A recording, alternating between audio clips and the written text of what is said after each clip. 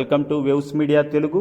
ప్రధానమంత్రి నరేంద్ర మోడీ జన్మదిన పురస్కరించుకొని ఈరోజు గద్వాల పట్టణంలోని డీకే బంగ్లాలో రక్తదాన శిబిరాన్ని ఏర్పాటు చేయడం జరిగింది. ఈ కార్యక్రమానికి ముఖ్య అతిథిగా రాష్ట్ర ఉపాధ్యక్షులు ఎం జయశ్రీ హాజరై రక్తదాన శిబిరాన్ని ప్రారంభించడం జరిగింది.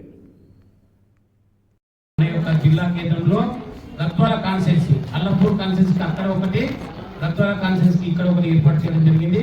మళ్ళీ ఈ గద్వాల కాన్స్టిట్యూన్సీలో 5 మండలాలు ఒక మున్సిపాలిటీ ఉన్నందువల్ల ఈ యొక్క కార్యక్రమాన్ని పెద్ద ఎత్తున విజయవంతం చేయాలని సందర్భంగా కోరుకుంటున్నాను.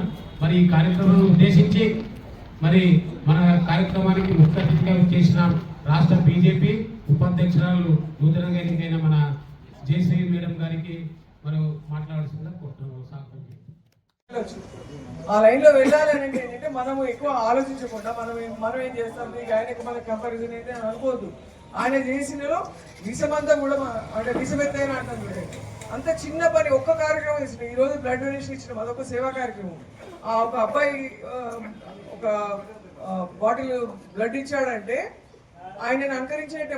ఆయన చెప్పిన కార్యక్రమాన్ని మనము ఆ కార్యక్రమాన్ని మనం చేయడం వల్ల ఆయనను అనుకరించినట్టే, ఆయన చేస్తున్న కార్యక్రమాలు మనం ముందుకు తీసుకున్నట్టే.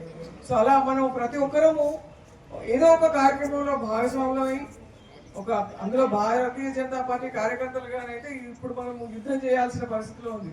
యుద్ధం అంటే ఏంటి, ఇక్కడ తెలంగాణలో ఎలాంటి ప్రాబ్లమ్స్ గత 10 సంవత్సరాల బీఆర్ఎస్ పాలనలో కానివ్వండి, ఇప్పుడు సంవత్సరంన్నర నుండి జరుగుతున్న కాంగ్రెస్ పాలనలో కానివ్వండి, ప్రజలకు ఏ మాత్రం న్యాయం జరగట్లేదు.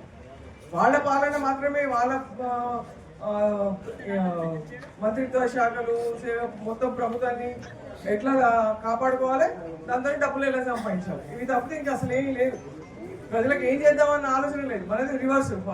ఫస్ట్ ముందు ప్రజలు, బీజేపీ అంటే ముందు ప్రజలు, దేశము, తర్వాతనే పార్టీ, తర్వాతనే వ్యక్తిత్వం అన్నది మన స్లోగన్.